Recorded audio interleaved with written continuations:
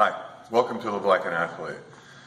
Most of you are going to have low back pain at some time in your life, and you can prevent it, and also we'll talk about ways that if you have it, hopefully will help alleviate it.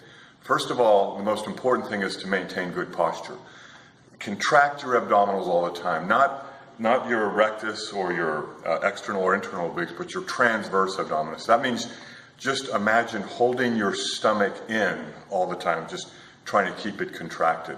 And then also contract your rhomboids isometrically. That just means bring your shoulder blades, your scapula back.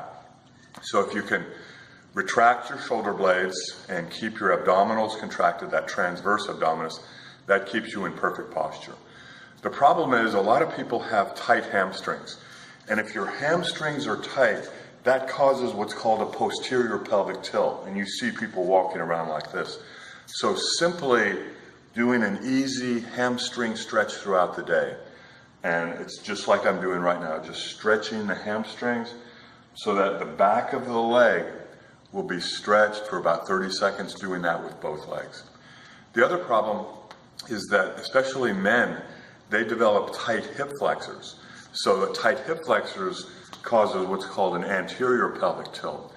So an easy way throughout the day to stretch the hip flexors or iliopsoas is just to hold in almost like a lunge position, and you're stretching that hip flexor of the back leg. So another important thing is to contract your quad glutes and hamstrings so that those areas are strong. We've talked about isometrics, but you can also do just half squats throughout the day to keep that area strong so that you'll be able to lift properly when you need to lift. So those are some ways to prevent and also help if you have low back pain. See you next week on Live Like an Athlete.